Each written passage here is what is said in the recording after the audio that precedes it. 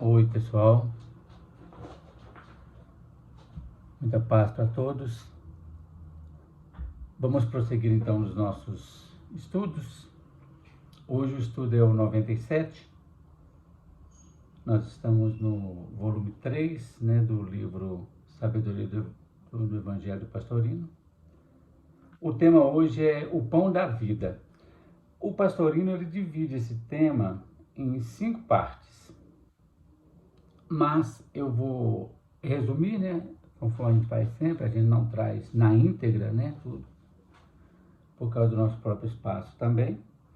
Então a gente vai dividir em duas partes. Então hoje a primeira parte é o pão da vida, então, que está narrado em João, capítulo 6, versículos de 22 até 34. João narrou assim: no dia seguinte, a multidão que permanecera do outro lado do mar viu que ali não havia senão um barquinho e que Jesus não entrara nele com seus discípulos, mas que estes tinham partido sós. Chegaram, todavia, outros barquinhos de Tiberíades, perto do lugar em que tinham comido o pão, depois que o Senhor deu graças. Quando, pois, a multidão viu que Jesus não estava ali, nem seus discípulos, entraram nesses barcos e foram a Cafarnaum, à procura de Jesus. E, tendo-o encontrado do outro lado do mar, perguntaram-lhes: Rabi, quando chegaste aqui? Respondendo-lhe Jesus, disse: em verdade vos digo, vós me procurais, não porque vistes demonstrações, mas porque comestes dos pães e vos saciastes.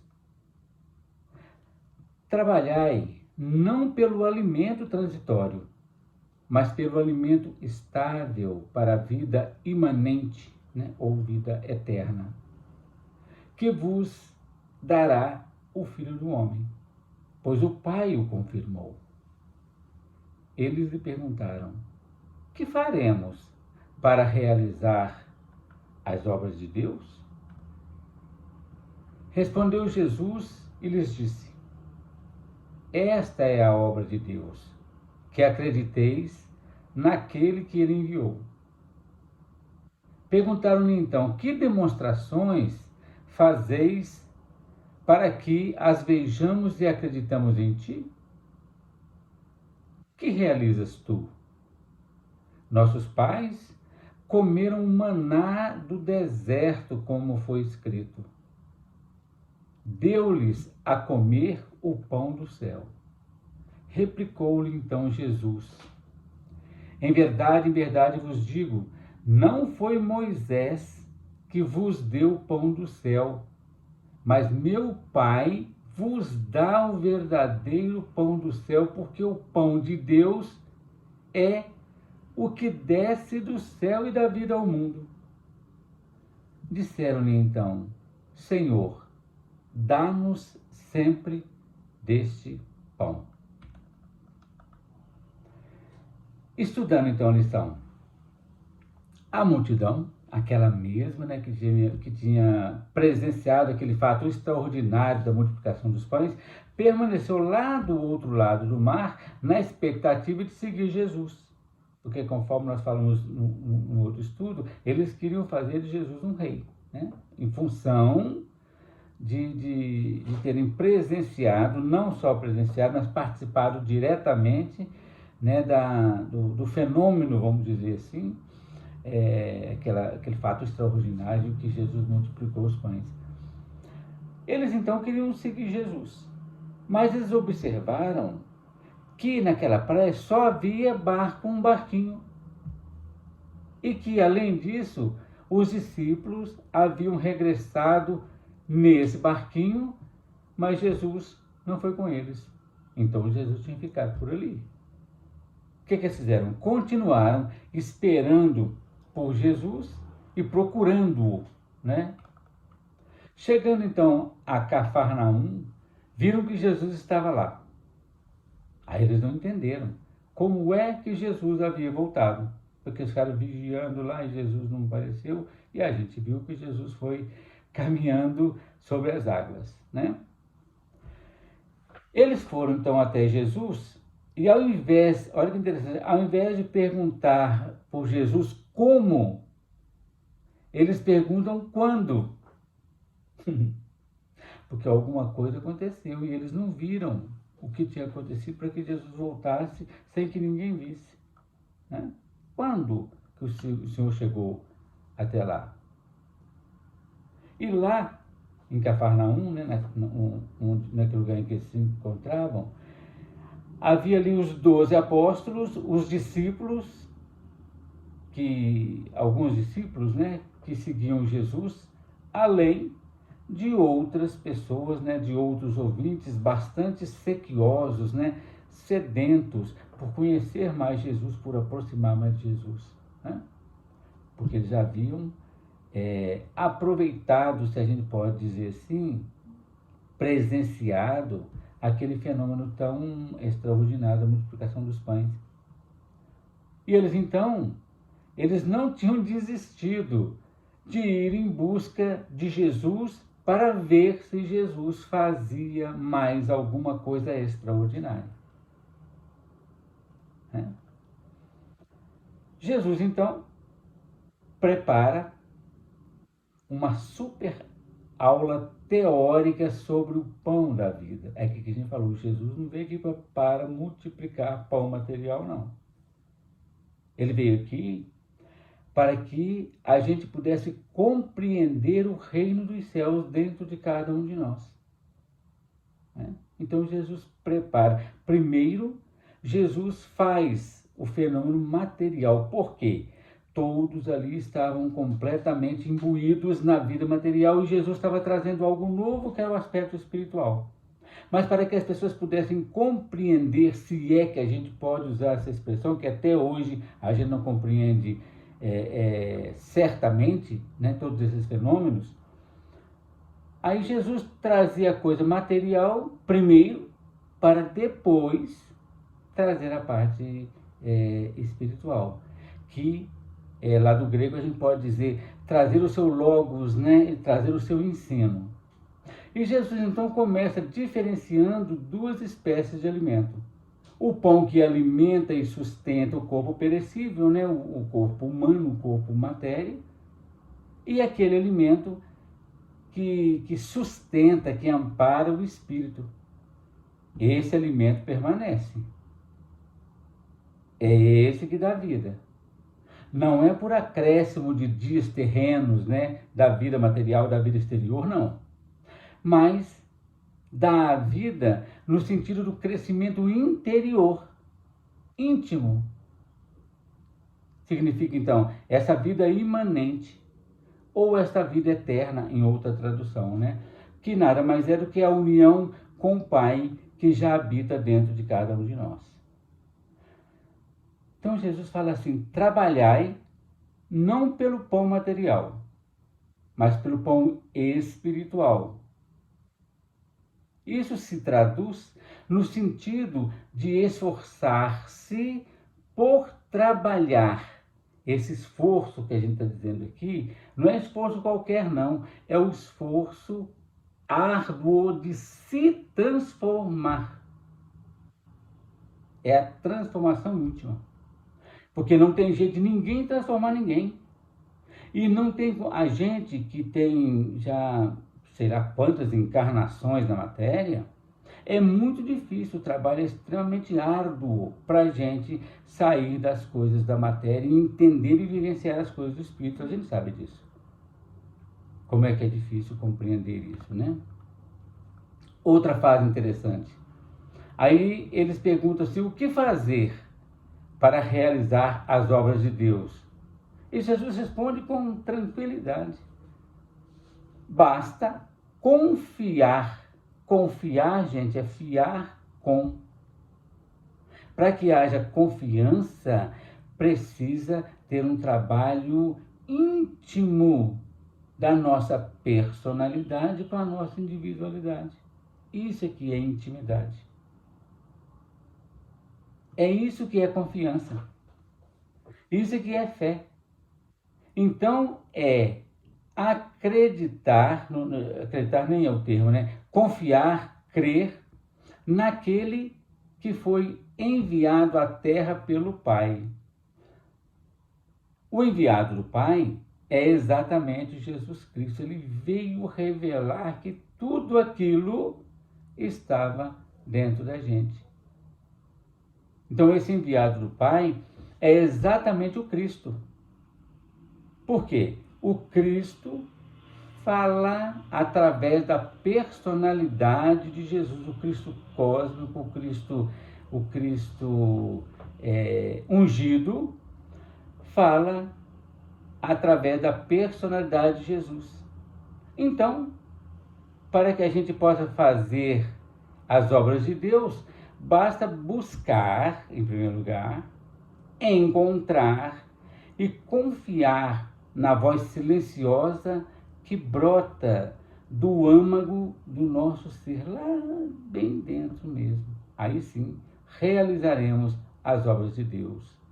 Essa obra de Deus em nós exprime aquele trabalho realizado, produzido pelo esforço da nossa própria vontade, o esforço daquela criatura de se melhorar. Realizar no sentido de produzir com confiança e fé. Gente, isso é muito interessante. É muito forte para a gente poder compreender, E muitas vezes a gente não compreende e fica difícil, então, logicamente, da gente fazer. Todos nós estamos nessa busca. São os grandes luminares, vamos dizer assim, espirituais, que já conseguiram esse encontro íntimo, mas nós estamos buscando. Daí a ideia desses estudos que a gente tem feito já há algum tempo, para ver se a gente falando, eu falando para mim mesmo, quando eu preparo o estudo, eu estou falando para mim mesmo. Dessa necessidade de nós trabalharmos a nossa intimidade. O Adelson velho com o Adelson novo, buscando o Adelson novo, renovado, Os discípulos, então, argumentam, os ouvintes, não os discípulos de Jesus, aqueles que estavam escutando. Moisés deu a nossos pais o pão vindo do céu, lá no deserto. Isso está escrito. O sustento foi dado por Moisés anos a fio, sem que ninguém precisasse fazer força. O pessoal ia lá, pegava o maná, colhia o maná, aí todo dia chovia o maná do céu e as pessoas comiam, Aí, sem esforço nenhum. Eles perguntam, então, que demonstração você, ou o Senhor aí, vai fazer para que a gente possa acreditar? O Senhor vai fazer uma demonstração de um alimento distribuído uma única vez, que é a multiplicação dos pães. Olha que interessante, gente. Por isso que Jesus não pode ficar multiplicando pão. Porque quem come daquele pão vai ter amanhã, à tarde já tem fome de novo. Então o sentido nunca pode ser apenas o pão material, Jesus então aí protesta quanto à expressão pão vindo do céu. Jesus faz, não é isso não. Moisés não deu pão do céu não, pois o verdadeiro pão vindo do céu só o Pai pode dar, ninguém mais. Isso por quê? O verdadeiro pão que vem do céu é a centelha divina. O Cristo interno que habita em cada um de nós. Exatamente como está escrito na carta de Paulo aos Colossenses, no capítulo 2, versículo 9, que habita corporalmente em todas as coisas. Essa centelha divina é aquilo que vivifica tudo. Esse pão Moisés não tem condição de dar, não. né? Concluindo, então, esse nosso estudo, essa primeira parte nossa, o pão de Deus não é de jeito nenhum o pão humano. Quando Jesus faz aquilo, é para chamar a atenção, para que as pessoas pudessem compreender o aspecto espiritual que está simbolicamente ali representado. Que nem nós trouxemos, né, naqueles outros estudos, né? Então, o pão de Deus não é humano, mas sim aquele que vem do céu, pão espiritual, o Cristo em nós. Esse pão, então, que desce do céu, tem como efeito dar a vida ao mundo. Isso é totalmente diferente. O pão material alimenta as pessoas. O pão que vem do céu alimenta o mundo. É esse o pão sobressubstancial que nós já falamos, que alimenta o espírito e que realmente dá vida ao mundo. Se no mundo a vida é dada pelo pão do céu, podemos entender que se trata da centelha divina, né? Que é a substância última de todas as coisas. Esse pão descido do céu, essa centelha divina, o Cristo interno, significa então, esse pão descido do céu, tudo aquilo que provém diretamente do Pai, aquilo que nasce de Deus e que é colocado no íntimo de cada um de nós. Quando a gente fala do nosso coração sagrado, é ali que estão todas as nossas realizações. Nós estamos sempre em processo de conhecer esse nosso lado divino. A gente conhece um pouco, bem pouco mesmo, o nosso lado mais materializado, o nosso lado mais grosseiro, o nosso lado mais egoísta, né? A gente já vivenciou muitas coisas nesse sentido. Mas a parte espiritual, a gente vivencia bem pouco. Porque como nós estamos aqui mergulhados na matéria, tudo que a gente faz, que a gente vive, todos os nossos planejamentos são ligados às coisas da matéria. Claro, enquanto a gente estiver aqui, a gente precisa, o legal é isso, a gente precisa trabalhar esse processo, né, da transconsubstanciação, mesmo na matéria. Aqui mesmo a gente precisa ir trabalhando isso, exercitando a fé, exercitando a confiança, trabalhando em prol de nós mesmos e em prol dos nossos irmãos, em especial aqueles que caminham com a gente na mesma estrada evolutiva, dentro dos lares, né? Dentro do lar de cada um de nós, dentro do lar de onde nós viemos e ajudando no lar, né, das nossas descendências. Esse é o trabalho que a gente precisa fazer, né? Dentro do nosso coração sagrado, então, onde estão todas as partículas adamantinas da criação, que nem a gente fala, essa expressão é bem interessante, que é a parte co-criadora de Deus em nós. Quando nós começamos a trabalhar isso, a ouvir essa voz silenciosa dentro de cada um de nós, nós estamos fazendo a obra de Deus. Jesus é fantástico, trazendo para a gente essas situações. Gente, certamente, os ouvintes não entenderam essa elucidação. Não. Assim como nós, até hoje, a gente não entende. Porque Jesus, às vezes, ele tem que trazer as coisas do alto da melhor forma possível para aplicar a nossa situação transitória. E certamente, então, os ouvintes não compreenderam o que Jesus havia dito.